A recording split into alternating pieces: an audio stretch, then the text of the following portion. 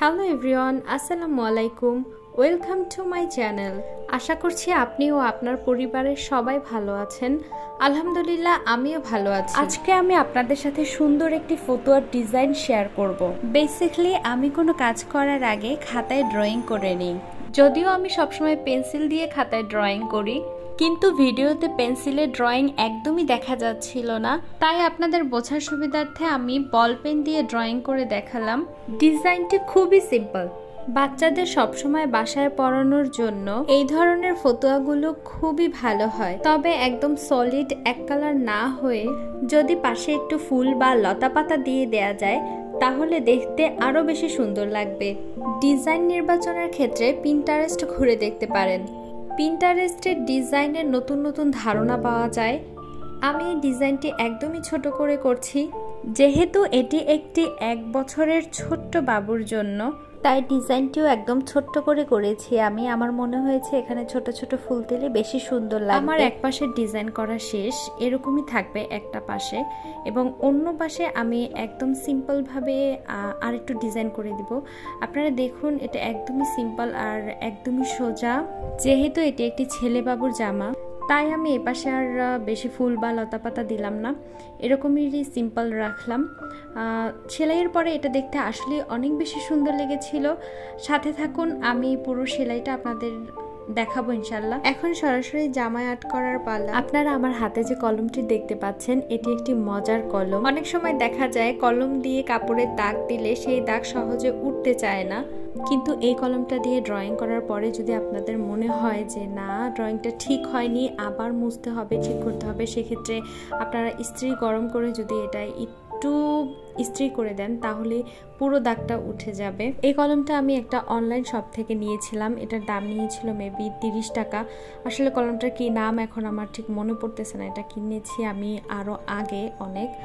যদি কলমটির honest review দিতে হয় তাহলে আমি বলবো আসলে এই কলম কেনার কোনো মানেই হয় না, কারণ 30 টাকায় এই কলমের সাইজটা একদমই ছোট। তারপরে আবার আমি এতটুকু আর্ট করাতে দেখা গেছে প্রায় 4 ভাগের 1 ভাগের কালি শেষ হয়ে গেছে। তার মানে বড়দের একটা জামা যদি ড্রয়িং করি তাহলে এটার পুরো কালি শেষ হয়ে যাবে। এর থেকে ভালো হয় আপনারা যদি ball pen, gel pen, sign pen অথবা মোম কালার যেগুলো আছে সেগুলো কিনে নেন। এগুলো তো অনেক দিন চলে যাবে এবং অনেক বেশি আর্ট করা যাবে। আমার ড্রয়িং করা অলমোস্ট ডান, আলহামদুলিল্লাহ। এতটুকুই থাকবে, এর বেশি আর করব না। এখানে আমি দেখাচ্ছিলাম কলমের কতটুকু কালি ছিল এবং কতটুকু কালি শেষ হয়ে গেছে এতটুকু আর্টে। এর আগে আমি এই কলমটা দিয়ে আর্ট করিনি, এই প্রথম আর্ট করেছি। এখন সেলাইয়ের পালা, যেহেতু আর্ট করা শেষ। এখানে আমি সিলেক্ট করছিলাম কোন ফ্রেমটা দিয়ে কাজ করব। এটা একটা বাঁশের ফ্রেম, এটাও আমি অনলাইন শপ থেকে কিনেছিলাম। 3 ইঞ্চির একটা ফ্রেম, এটার দাম নিয়েছিল 80 টাকা করে। টোটাল 3টা কালারের সুতা দিয়ে আমি ফুল কাজটা করব, হলুদ, সাদা এবং সবুজ কালার। এই সুতোগুলোকে সুতি সুতা বলে, লাচ্ছি সুতা বলে, সুন্দরী সুতা বলে। 20 টাকা করে আমি কিনেছি, তবে জায়গা ভেদে এর দাম ব্যতিক্রম হতে পারে, 25 টাকা 30 টাকা এরকম হতে পারে, তবে আমি 20 টাকা দিয়ে নিয়েছি। ফ্রেম আটকানোর ব্যাপারে একটু সচেতন হতে হবে, কারণ ফ্রেমটা যদি সুন্দর করে আটকানো না হয় তাহলে দেখা যায় কুচকে থাকে জামাটা সেলাইয়ের পরে। প্রথমে আমি ফুলগুলো ফিশবন স্টিচ দিয়ে করতে চেয়েছিলাম, পরবর্তীতে চিন্তা করে দেখলাম না, লেজি টেজি স্টিচ দিলে সব থেকে বেশি ভালো লাগবে, কারণ এই ফুলগুলো আমি একদমই ছোট ছোট করতে চেয়েছিলাম, আর একদম ছোট ফুলগুলোতে লেজি টেজি স্টিচটা সব থেকে বেশি ভালো লাগে।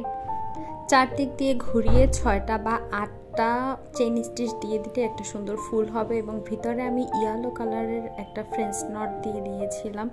ভিডিও অনেক লং হয়ে যাবে, তাই আমি স্পিড বাড়িয়ে দিয়েছি। আপনাদের যদি বুঝতে অসুবিধা হয় তাহলে আপনারা ইউটিউবের সেটিংয়ে গিয়ে স্পিডটা একটু কমিয়ে নিতে পারেন।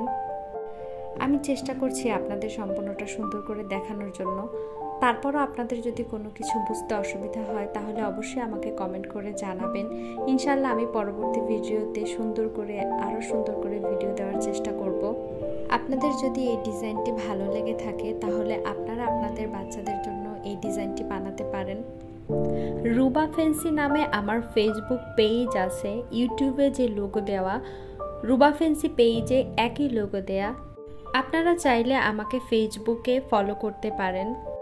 অনেকের ক্ষেত্রে দেখেছি মোটামুটি সেলাই পারলেও এই ফ্রেঞ্চ নটটা কোনোভাবেই তারা দিতে পারে না, কিন্তু এই ফ্রেঞ্চ নটটা দেয়া কিন্তু একদমই সোজা, এবং ফ্রেঞ্চ নটটা দিলেও যে কোনো জামায় খুবই সুন্দর লাগে। আমি এখানে খুবই ইজিভাবে দেখানোর চেষ্টা করেছি। প্রথমে সুইয়ের উপরে দুইবার প্যাচ দিয়ে সুইটাকে ভিতরে দিয়ে টান দিলেই হয়ে যায়। আসলে এই ফ্রেঞ্চ নটের কাজগুলো এত ভাল লাগে, খুবই সুন্দর লাগে। আমার ভিডিওতে ইয়েলো কালারটা একদমই দেখা যাচ্ছে না, জানি না কেন, লাইটের কারণে নাকি অন্য কোনো কারণে। তবে বাস্তবে ইয়েলো কালারটা একদম ফুটেছিল সাদার মধ্যে, এবং দেখতে অনেক অনেক সুন্দর লাগছিল। আসলে সেলাইয়ের কাজ করতে প্রচুর ধৈর্য লাগে। ধৈর্য ধরে ধীরে ধীরে যত সুন্দর করে, যত যত্ন নিয়ে কাজ করা যায়, কাজটা তত বেশি সুন্দর হয়। যদিও কাজ করতে কষ্ট হয়, করার সময়ও করতে করতে বিরক্ত লাগে, কিন্তু কাজের শেষে যখন পুরো কাজটা দেখা যায় তখন দেখতে খুবই শান্তি লাগে, এবং এত কষ্টের কথা তখন আর মনে থাকে না। এখানে ডাল ও পাতাগুলো আমি একই রঙের সুতো দিয়ে করেছি, ডিপ গ্রিন কালার দিয়ে। ডালে আমি ব্যাক স্টিচ দিয়েছি, পাতাগুলো আমি ফিশবন স্টিচ দিয়ে করব। ফিশবন স্টিচটা আমার কাছে সব থেকে বেশি সোজা সেলাইয়ের মধ্যে একটি মনে হয়, কারণ এটা খুব সহজে জায়গাটা ভরাট হয়ে যায় এবং দেখতেও প্রচুর ভালো লাগে। পাতা সেলাইয়ের ক্ষেত্রে এই সেলাইটা আমার সব থেকে বেশি পছন্দ। তাছাড়া ফিশবন স্টিচ দিলে পাতার যে আগাটা থাকে ওটা একদমই সুচালো হয়, যেটা দেখতে অনেক বেশি ভাল লাগে, একদম রিয়েলিস্টিক মনে হয়। ফতুয়াটি সুতি কাপড় দিয়ে বানানো এবং সুতি কাপড়ের উপর সেলাই করা।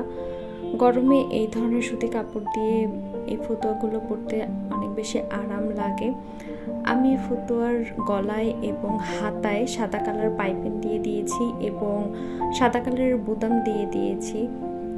ওভারঅল পুরো কাজটা খুব বেশি সুন্দর লাগছিল করার পরে। এখানে আমার মোট আধা গজ কাপড় লেগেছে, গজ ছিল 70 টাকা করে, সেই ক্ষেত্রে আধা গজে আমার 35 টাকা লেগেছে। আমি এখানে ফুলগুলো সাদা কালার সুতা দিয়ে করেছি, আপনারা চাইলে অন্য কোনো কালার দিয়ে ফুলগুলো করতে পারেন।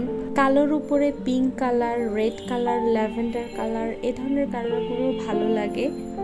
আমার এক পাশের কাজ অলমোস্ট শেষ, মানে ফুল, পাতা, ডাল এগুলো শেষ। অন্য পাশে যে ডিজাইনটা ছিল এঁকেছিলাম ওই কাজটা এখন করতে হবে।